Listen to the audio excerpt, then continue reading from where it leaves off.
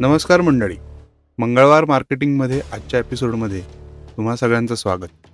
आज आपल्याबरोबर एक इनोव्हेटिव्ह स्टार्टअप किंवा सोशल एंटरप्राइज एक माझी मैत्रीण आहे, ती चालवते. तर ती आज आपल्याकडे गेस्ट म्हणून आलेली आहे. Amita, welcome to Mangalwar marketing. Thank you Soham. So Amita is founder and CEO of Recharkha social enterprise आहे. तर मी जास्त त्याच्याबद्दल सांगण्यापेक्षा आय थिंक अमिता तूच सांग की रीचरखा एक्झॅक्टली काय, त्याचं मिनिंग काय आणि तुम्ही काय टाईपचं काम करंटली करता. रीचरखा द इको सोशल ट्राईब ही माझी सोशल एंटरप्राइज आहे आणि रीचरखामध्ये आम्ही वेस्ट प्लास्टिकला अपसायकल करतो.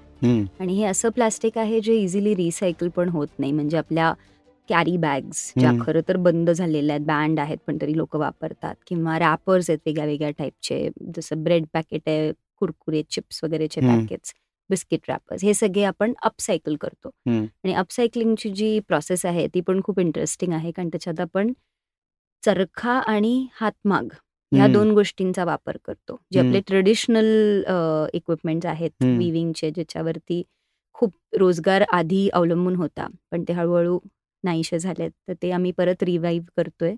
आणि हे सगळं जे काम आहे, आमचे जे वर्कशॉप्स आहेत ते खेडेगावांमध्ये आहेत. सो आता 2 खेडेगावांमध्ये एक आदिवासी पाडा आहे, दादरा नगर हवेली म्हणून केंद्रशासित प्रदेश, युनियन टेरिटरी आहे, तिथे आमचं तिकडे एक वर्कशॉप आहे.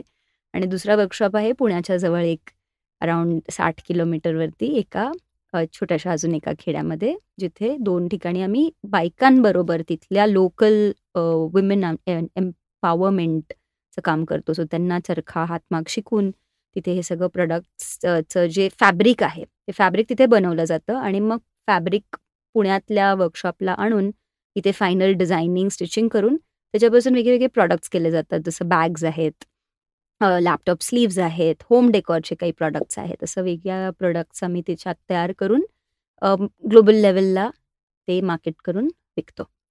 आणि ही सगळी प्रोसेसमध्ये चरखा हा खूप महत्त्वाचा पॉईंट असल्यामुळे आम्ही आमच्या ऑर्गनायझेशनला रीचरखा असं नाव दिलं, की चरख्याला आपण रिवाईव्ह करत आहोत एक आत्ताचा प्रॉब्लेम सॉल्व्ह करण्यासाठी. नाईस. सो ही आयडिया सुचली कशी, किंवा सुचल्यानंतर काय काय स्टेप्स फॉलो झाल्या, किंवा आय वुड से त्या डिस्कवर झाल्या असतील किंवा इव्हॉल्व्ह झाल्या असतील, तर त्याची थोडी बॅक स्टोरी ऐकायला आवडेल. सो खरं तर मी या फील्डमधली अजिबात नव्हते. मी ओरिजिनली इंजिनियर आहे, IT इंजिनियर आहे, आणि ते करायचं नव्हतं तरी सुद्धा त्याच्यात शिक्षण घेतलं होतं, 3-4 वर्ष जॉब केला होता आणि त्यातनं बाहेर पडायचं होतं. सो पॅशन आधीपासून होती, पर्यावरणाची, ट्रेकिंगची खूप आवड होती. आणि दरवेळेला ट्रेकिंगला वगैरे बाहेर जिथेही जायचे तिथे कचरा दिसायला लागला होता. बरोबर. त्याला आता तरी 10-15 वर्ष झाली, पण खूप कचरा दिसायला लागला होता. आणि लोकांना, गावातल्या लोकांना एवढं त्याची काही जाणीव नसायची, आणि नुसतं त्यांना लेक्चर देऊन पण काही उपयोग नव्हता की कचरा करू नका किंवा लोकांना कचरा करू देऊ नका. सो ह्याच्यावर काहीतरी सोल्युशन पाहिजे हे डोक्यात कायम बॅक ऑफ द माइंड असायचं. आणि लहानपणापासूनच प्लास्टिक डिग्रेडेबल नाहीये हे माहिती असल्यामुळे मी स्वतःच वापरायचं सोडून दिलं होतं शाळेत असल्यापासून. So problem was always in the back of my mind. त्याच्यावर सोल्युशन काय पाहिजे हे मला तेव्हा माहिती नव्हतं, त्यामुळे त्याच्यात काहीतरी शिक्षण घेता येईल का हेही माहिती नव्हतं की त्याच्यात काहीतरी शिक्षण आहे. आणि मग जेव्हा IT चा कंटाळा आला, लवकरच कंटाळा आला, 3-4च वर्षात मी मास्टर्स करायचं ठरवलं. अमेरिकेत गेले, तिथे मास्टर्स केलं बिझनेसमध्ये, बट सस्टेनेबल बिझनेसचे कोर्सेस घेतले, फोकस इन सस्टेनेबल डेव्हलपमेंट. आणि तिथे काही वर्ष जॉब केला, भरपूर एक्सपोजर मिळालं अबाउट कंपनीज काय करतात किंवा कॉर्पोरेट्सना काय काय गरज असते सस्टेनेबिलिटीची. त्या सगळ्या गोष्टींमध्ये एक्सपिरियन्स घेऊन परत भारतात आले, काहीतरी स्वतःचं सुरू करायचं म्हणून. पण परत भारतात येऊन मला शहरात नव्हतं काही काम करायचं, कारण की मी स्वतः दादरा नगर हवेलीमध्ये लहानाची मोठी झाली आहे. आणि तिथे माझं घर आहे. मी तिकडच्या ट्रायबल गावांमध्ये लहानपणापासून हिंडायचो आम्ही. तिथे पण काही ना काहीतरी सोशल ऍक्टिव्हिटीज आई बाबा करायचेच, आम्ही फक्त सपोर्ट करायचो. तर तेव्हा परत आल्यानंतर अजून काही सोशल ऑर्गनायझेशन्स बरोबर मी जोडले गेले ॲज अ व्हॉलंटियर.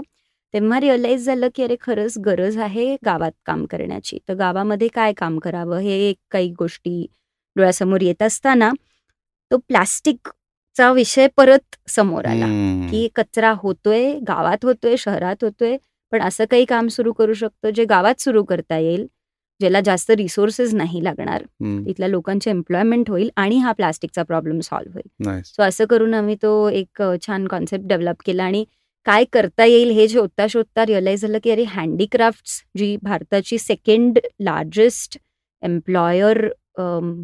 एम्प्लॉयिंग सेक्टर होता, तो आता नाही आहे, कमी होत चाललाय. सो तो परत रिवाईव्ह करू. सो मग हँडीक्राफ्टवर शोध घेता घेता ते विविंग करता येईल ह्याचा शोध लागला आणि मग रिचरखा सारखं ऑर्गनायझेशन चालू केलं ज्याच्यात वेस्ट प्लास्टिकपासून विणून चरखा आणि हँडलूम यूज करून करेक्ट. कापड तयार करून प्रॉडक्ट्स बनतात. आणि ते एक we wanted to make it into a self sustainable model, की प्रॉडक्ट्स बनवावेत आणि ते प्रॉडक्ट्स लोकांपर्यंत पोचवावेत आणि लोकांना ते आवडण्यासारखे प्रॉडक्ट्स तयार झाले तर Right. ते घेतील आणि त्याच्यापासून आपल्याला Correct. इन्कम मिळेल which we can pump it back into development activities. Nice.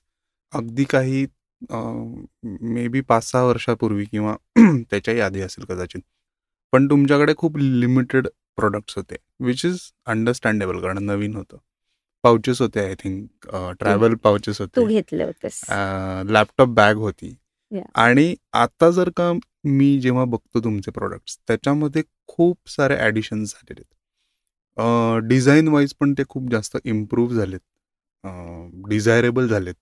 त्याला 2-3 कारण आहेत. मार्केट पण तसं थोडंसं मूव्ह झालंय टुवर्ड्स सस्टेनेबिलिटी, रिसायकल, हे थोडं अवेअरनेस वाढलाय. आणि बरेचसे प्रोडक्ट्स आता होम डेकॉरच्या रेंजमध्ये पण तुमच्याकडे आहेत. तर आता हे प्रोडक्ट डिझाईन करणं, तुम्हाला एक कन्स्ट्रंट इथे आहे की तुम्हाला एकाच टाईपचं फॅब्रिक वापरायचं आहे, म्हणजे अपसायकल्डच फॅब्रिक तुम्ही करताय प्लास्टिकचं. तर मग डिझायनिंगचं ओव्हरऑल डिपार्टमेंट कसं शेपअप झालं? मी डिझाईन बॅकग्राऊंडची नसल्यामुळे मी तो कधीच त्याच्यात फार हात घातला नाही. तर त्यामुळे आम्ही कायम डिझाईन इंटर्न्स घेतले सुरुवातीपासून, किंवा कुठले काही गोष्टी आवडल्या कस्टमर्स पण सजेस्ट करायचे की अरे Right. आमच्यासाठी हे बनवून द्या आणि मग त्याच्यातनं तो प्रोडक्ट डेव्हलप व्हायचा. तर तशी सुरुवात झाली आणि मग हळूहळू पण क्वालिटीकडे सुरुवातीपासून लक्ष दिलं गेलं की डिझाईन सिम्पल जरी असलं, कारण की ॲक्च्युली बघायला गेलं तर आमचं जे फॅब्रिक आहे हे अपसायकल्ड हँडवोवन फॅब्रिक ते खूप डिफिकल्ट आहे काम करायला, शिवण्यासाठी खूप अवघड येते. राईट. त्यामुळे त्याच्यातनं एनिवेज खूप अवघड प्रोडक्ट्स बनवता येणारच नव्हते, सिम्पलच प्रोडक्ट्स येणार होते. तर सुरुवातीला डिझाईन इंटर्न्स आणि कस्टमर्स ह्यांच्याकडनं सुरू केलं काम आणि मग त्यातलीच एक डिझाईन इंटर्न जी आहे ती आता फुल टाईम रिचरखामध्ये आहे मागच्या 2 वर्षांपासून. अमेझिंग. आणि ती सगळे प्रॉडक्ट्स तीच डिझाईन करते, टेक्स्टाईल्स पण म्हणजे फॅब्रिक पण तीच डिझाईन करते. कारण की आमचा अजून एक मोठा कन्स्ट्रेंट असा आहे की जे कलर्स प्लास्टिक वेस्टचे असतात त्याचाच फॅब्रिक तयार होतं. तर राईट. समज मॅगीचं पॅकेट असेल तर त्याचं पिवळंच कापड तयार होतं. तर राईट. त्यामुळे ते कलर कॉम्बिनेशन्स ते तेव्हाच्या तेव्हा सुचवायला लागतात. राईट. तर त्यामुळे आता आमच्या गावातल्या बायकांना ते ट्रेन केलंय आम्ही की ह्याच्यापासून जर इतके 10 रॅपर्स आले तर तुम्ही हे 10 रॅपर्स असे वापरा, असं करून त्यांना ट्रेनिंग देऊन एक तर फॅब्रिक डिझाईन केलं जातं आणि मग प्रोडक्ट्स डिझाईन केले जातं. असं 2 लेवलचं डिझायनिंग होतं आपल्याकडे. राईट. अमेझिंग. आता हे रॅपर्स म्हणजे आता मला थोडी क्युरिओसिटी फॅब्रिक विषयी जास्त डेव्हलप झाली आता तुझी सगळी स्टोरी ऐकताना. पण हे जे रॅपर्स गोळा होतात तर त्याचं सोर्सिंग एकतर कुठनं होतं आणि त्याची एक शॉर्ट प्रोसेस तू सांगू शकशील का की एक रॅपर आहे जे विच इज इसेन्शियली कचरा, राईट? तर तिथनं तुमच्याकडे आलंय, ते कुठून आलंय ते सांग आणि ते रॅपरचं एक्झॅक्टली काय काय स्टेप्स होतात? तो सगळ्यात महत्त्वाचा आणि सगळ्यात अवघड पॉइंट तोच होता की हे कचरा जो आपल्याला इकडे तिकडे पडलेला दिसतो तो इथे कसा आणायचा, कारण की तो कंटॅमिनेटेड असतो.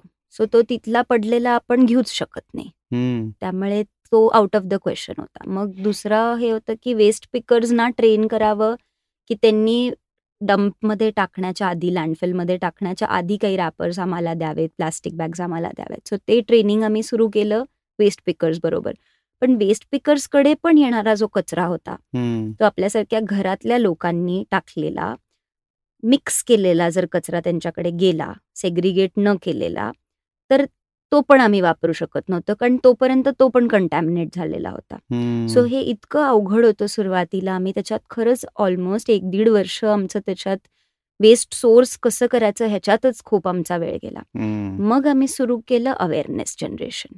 मग आम्ही लोकांनाच डायरेक्ट सांगायला लागलो की तुम्ही कचरा जो टाकताय तो सेपरेट करूनच टाकला पाहिजे. आणि मग त्याच्यातनं आमचा NGOचं निर्माण झालं, जो आमचा एक माय इको सोशल प्लॅनेट म्हणून एक नॉन प्रॉफिट ऑर्गनायझेशन आहे.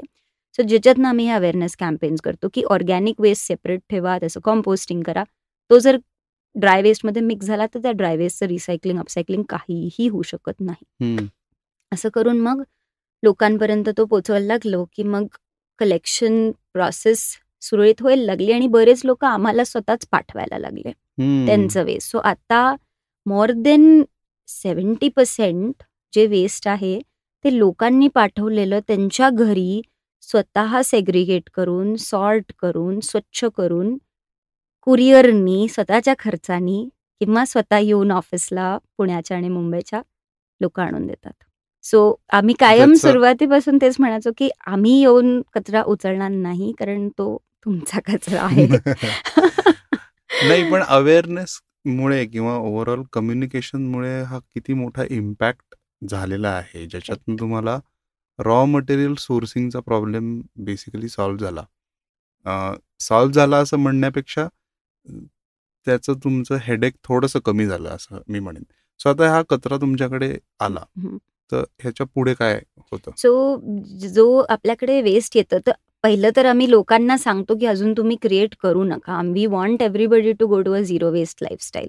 तर मग कमीत कमी कचरा करा. तो कमीत कमी जर झालाच तर तो तुम्ही आम्हाला द्या. मग तो आपल्याकडे आल्यावर त्याची एक फर्स्ट लेवलचं सॉर्टिंग होतं, कारण कधी कधी तरी सुद्धा लोक खराब वेस्ट पाठवतातच. सो ते सॉर्टिंग पुण्यालाच होतं. मग हे सगळं वेस्ट आम्ही आमच्या ट्रायबल गावांमध्ये पाठवतो, जिथे ते वॉश वगैरे करून सॅनिटाईज केलं जातं, परत इको फ्रेंडली डिटर्जंट्स वापरून. आणि मग ते एका कटिंग प्रोसेसमध्ये जातं. आणि कटिंग पण आपण नुसतं कात्री वापरून करतो, कुठेही श्रेडर्स किंवा मशीन्स वापरत नाही.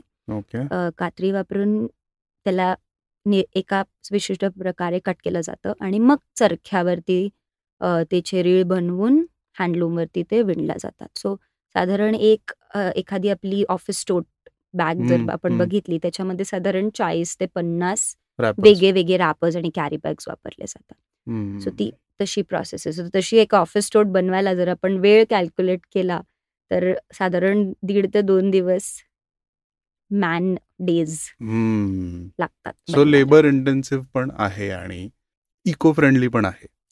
कारण प्रोसेस पण इको फ्रेंडली. आपण इलेक्ट्रिसिटी लागतच नाही कुठेच. इथे आता ओव्हरऑल एम्प्लॉयमेंट जनरेशनचा पण मला बरंच अँगल दिसतोय. किती लोक काम करतात, किती एम्प्लॉयमेंट जनरेट झाली. म्हणजे अगदी प्युअर नंबर्स नसतील तरी सुद्धा आपण एक बेसिकली व्हॉल्यूमचा जर का अंदाज लिस्नर्सनं दिला तर that will be great. So जसं मी सुरुवातीला म्हणाले, हँडीक्राफ्ट ही सेकंड लार्जेस्ट इंडस्ट्री होती, एम्प्लॉयर होतं इंडियामधलं. तेच आपण परत करायचा प्रयत्न करतो. म्हणून जिथे पॉसिबल आहे सगळीकडे मॅन्युअल लेबरच वापरतो आणि मशीन्स खूप कमी, म्हणजे ओन्ली स्टिचिंगसाठी जे मशीन्स लागतात तेच, आणि बाकी तर चरखा, हँडलूम आणि सिझर्स एवढ्या 3च मशीन्स आहेत. आता आपल्याकडे एक 40+ लोक आर्टिसन्स आहेत जे काम करतात विथ इन द विलेज, दोन्ही गावांमध्ये आणि पुण्यातल्या ऑफिसमध्ये काही जे स्टिचिंग आणि हेल्पिंगचं काम होतं त्याच्यामध्ये. असे 40च्या वरती लोक आता आपल्याकडे फुल टाइम रोजगार त्यांना मिळतो. नाईस. आणि आता इथे जे ऐकतायत त्यांना समजा इंटरेस्ट असेल to help you out in something some way, तर काय करता येईल? म्हणजे मला तर असं बॅग बनवायची खूप इच्छा आहे असं जर लोकांना वाटत असेल तर त्यांनी कुठे माहिती घ्यावी किंवा काही पेजेस आहेत का की जे त्यांनी फॉलो करावेत?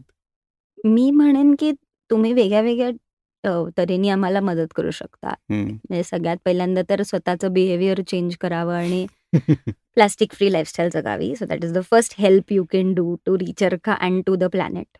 सेकंडली तुमचे जर रॅपर्स वगैरे काही वेस्ट जनरेट होतच असेल ते आम्हाला पाठवू शकता तुम्ही. तिसरं तुम्ही आम्हाला जॉईन होऊ शकता. We need volunteers all the time. आम्हाला इंटर्न्स, व्हॉलंटियर्स आणि फुल टाईम एम्प्लॉईजची कायम गरज असते. कारण की आमच्या NGOच्या थ्रूसुद्धा खूप वेस्ट मॅनेजमेंटचं काम सुरू आहे. काही नॅशनल पार्क्समध्ये काम करतोय. ताडोबामध्ये आत्ता काम करतोय आम्ही. तिथे एम्प्लॉयमेंटची गरज आहे. फुल टाईम एका एम्प्लॉईची गरज आहे ॲक्चुअली. आणि खूप असं सगळं चालू आहे. So you can join us in that way. आणि अदर वे तुम्ही करू शकता इज आम्हाला विकण्यासाठी हेल्प करू शकता जगभर. जशी एक आमची आता ती एम्प्लॉईज झाली, पण जेव्हा ती सुरुवातीला जॉईन झाली होती आम्हाला, she wanted to sell our products in Netherlands, कारण की ती नेदरलँड्सला तिच्या पर्सनल रिझनमुळे मूव्ह होणार होती. पण मग तिला आपलं काम इतकं आवडलं की she join full time with Recharkha आणि आता ती नेदरलँड्सचा आपली ब्रांच ती सांभाळते. सो मी म्हणेन की स्वतः सुरू करणं हा एक ऑब्व्हियसली ऑप्शन असतो, पण एक एक्झिस्टिंग ऑर्गनायझेशनमध्ये तुम्ही जर जॉईन झालात आणि ग्रोथमध्ये मदत केली तर it will be a much better option, much better way to help us. Right.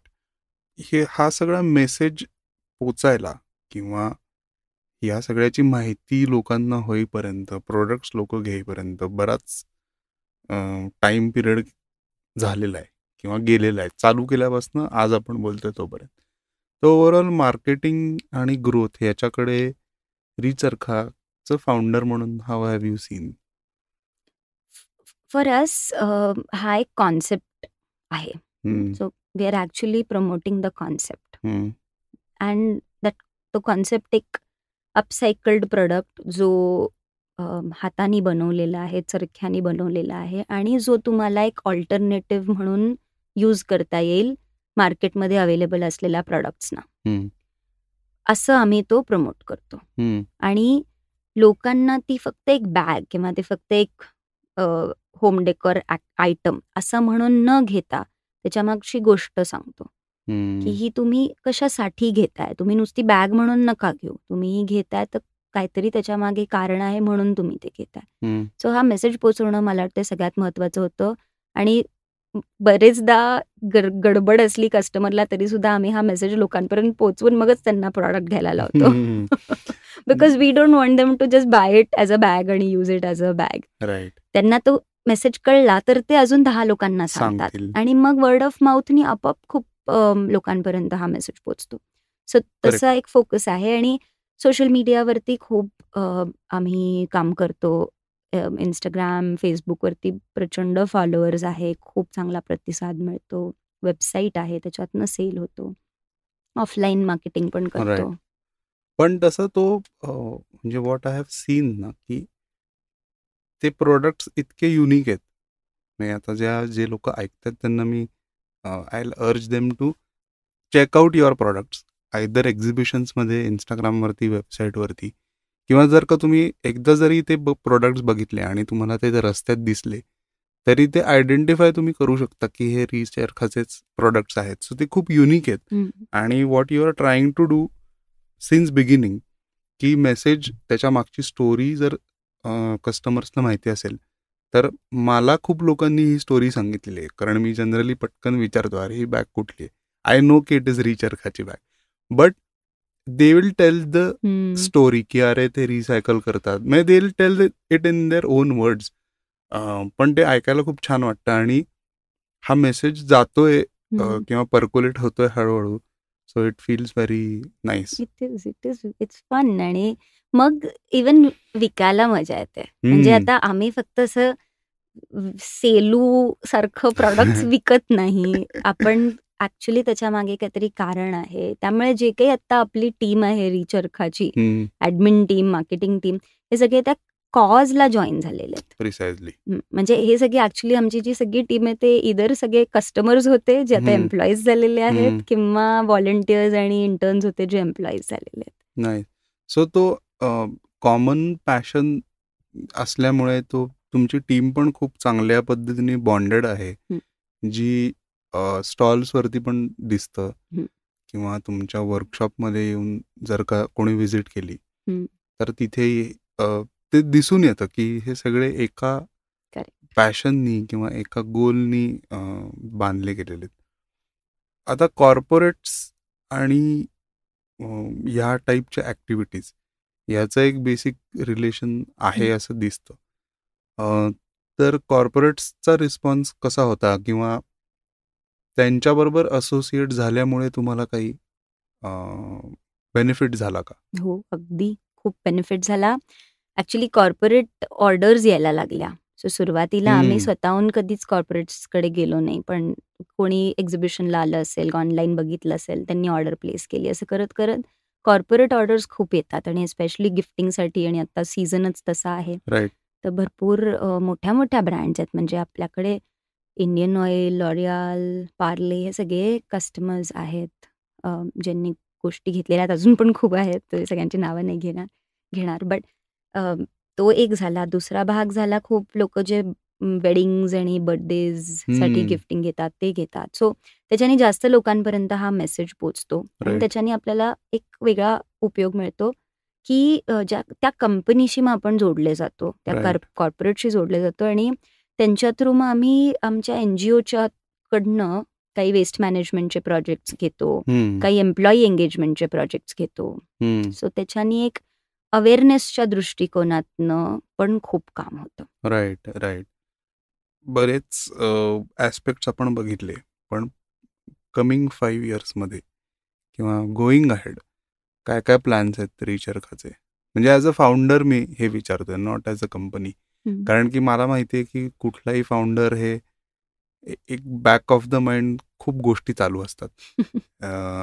Operations आणि ह्या गोष्टी तर नाव यू नो की कसं होतं, काय होतं. पण एक मागे काहीतरी चक्र चालू असतं. तर ते तुझ्या बाबतीत काय चालू आहे चक्र?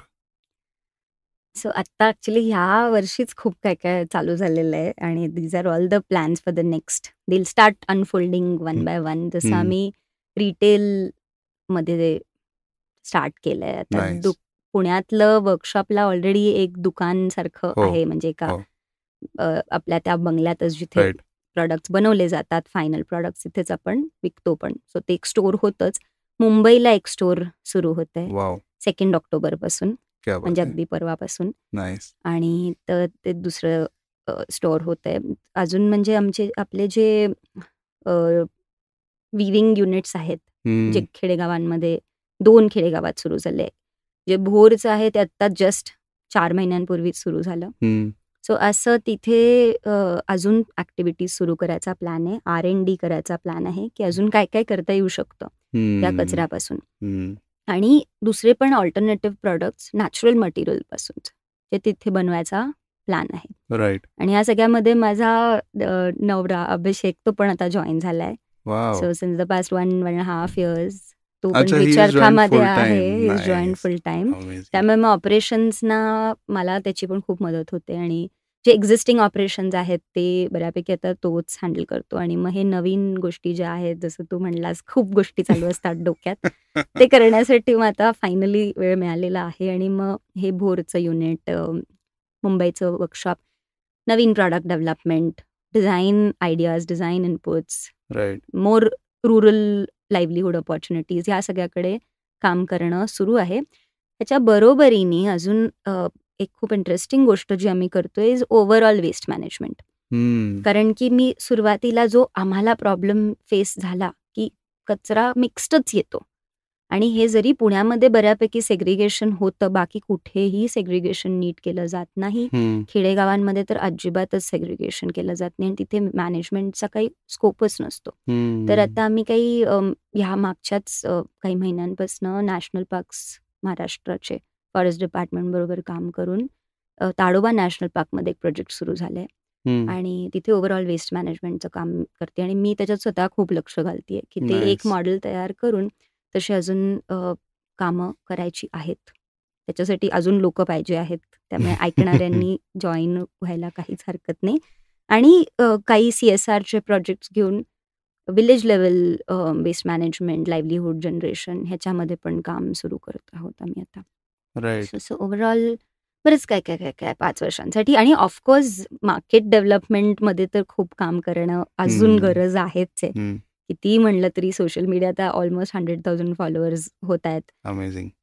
इंस्टाग्रामवर पण अजून होऊ शकतात. ग्लोबल मार्केट टॅप करायचं आहे. आता फक्त अश्विनी आहे, ती सुद्धा फक्त नेदरलँड्समध्ये आहे. अशी अजून आपल्याला खूप लोकं तयार करायची आहेत जगभर. आणि आपले मराठी लोकं खूप ठिकाणी आहेत. जसं US मध्ये जी आता एक नवीन रिसेलर पार्टनर डेव्हलप झाली आहे, ती महाराष्ट्रीयन आहे. ती पोर्टलंड, ओरिगनमध्ये बेस्ड आहे. So Nice. असे लोकं तुम्ही कुठे पण असाल तरी सुद्धा तुम्ही मदत करू शकता आणि जॉईन होऊ शकता आणि ही ग्रोथ जी आहे त्याच्यामध्ये तुम्ही सहभाग घेऊ शकता. राईट. सो लिस्नर्सचं माझ्याकडे जो डेटा आहे त्याच्यामध्ये आपल्याकडे US, ऑस्ट्रेलिया, मिडल ईस्टमधनं बरेच लिस्नर्स आहेत. So I will request the listeners की त्यांनी I think they can get in touch with you. खूप अमेझिंग प्रोडक्ट्स आहेत आणि to help for this cause खूपच मजा पण येईल. आणि आय डोंट थिंक की operation wise it is difficult आत्ता की कुठे सेटअप काही करायचं आहे, काही माल पाठवायचा असेल तर it is easy. It is well set up now. त्यामुळे आता आम्ही त्या फेजमध्ये आहोत जिथे डेव्हलपमेंट होईल, ग्लोबल डेव्हलपमेंट करायची आहे. कारण की हा प्रॉब्लेम फक्त भारतासाठी सीमित नाही आहे. हा प्रॉब्लेम जो वेस्ट मॅनेजमेंट प्लास्टिकचा आहे तो जगभर आहे. त्यामुळे हा सगळीकडे सॉल्व्ह करायची गरज आहे.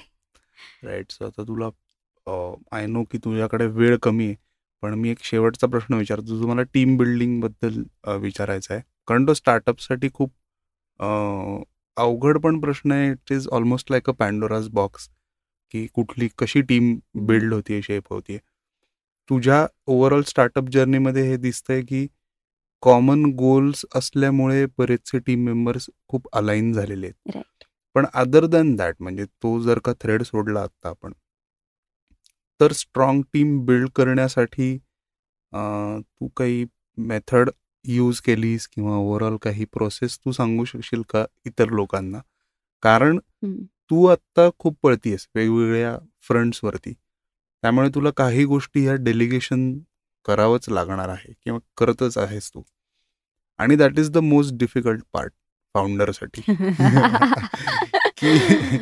की ही टास्क एखाद्या टीमला किंवा व्यक्तीला सोपवणं आणि त्याच्याकडे न पाहणं ही खूप अवघड गोष्ट आहे. तर ते तू कसं केलंस आणि काय तू ॲडवाईस करशील की how can other founders follow it? See there are both ways. एक तर आपण लिमिटेड ग्रोथ डेव्हलप हे इमॅजिन करून आपणच सगळं स्वतः करू शकतो, तो तर ऑप्शन असतो. पण जर आपल्याला ग्रो व्हायचं असेल तर डेलिगेशनला दुसरा काहीच ऑप्शन नाही आहे. कारण की आपल्याकडे तेवढेच 24च तास असतात. Though I wish I had 72 hours. It's impossible. आणि माझ्या केसमध्ये कसं झालं, लोकं आपोआप जोडत गेली. जसं मी म्हणले तसे सगळे जे आत्ताची माझी ॲडमिन टीम आहे, मॅक्सिमम कस्टमर्स किंवा व्हॉलंटियर्स टर्न्ड इनटू एम्प्लॉईज असेच होत गेले. तर मला असं वाटतं की आपलेच डोळे कान उघडे ठेवून आपण जेव्हा लोकांकडे बघतो किंवा लोकांवर विश्वास ठेवू शकतो की हे जॉईन होत आहेत आणि या पर्टिक्युलर कारणासाठी मी त्यांची स्किल ओळखू शकते आणि मग मी त्या कामामध्ये त्यांना घेऊ शकते. सो आय थिंक हेच जास्तीत जास्त मी केलेलं आहे आत्तापर्यंत. की समज म्हणजे आता एक उदाहरण द्यायचं म्हणजे वाणी म्हणून जी आमची रिसेंट एम्प्लॉई आहे, ती मुंबईचं शॉप ती सांभाळणार आहे. तर तिला जवळजवळ एक वर्षभरापासून ती व्हॉलंटिअरिंग करते. रिचरखा बरोबर कुठल्या एक्झिबिशन्सला जा, काही डेमोज असतील त्याच्यात पार्टिसिपेट कर. आणि रिसेंटली 3-4 महिन्यांपूर्वी तिने मला विचारलं होतं की तुझ्याकडे फुल टाइम अपॉर्च्युनिटी आहे का? सो तेव्हा नव्हती, पण मी ती क्रिएट केली. मी म्हणले तू ये, कारण मुंबईमध्ये स्टोर ओपन करायचं हे माझ्या बॅक ऑफ द माइंड होतं. तर मी तिला म्हणले तू ये, थोडंसं तुला 2-3 महिने कमी काम असेल, बट त्याच्यानंतर भरपूर काम मिळणार आहे तुला. सो असं करून तिला पार्ट टाइम घेतलं आणि मग तिला आता फुल टाइम तो मुंबईचा स्टोर पूर्ण तीच हँडल करणार आहे. सो असे लोक जॉईन होत जातात.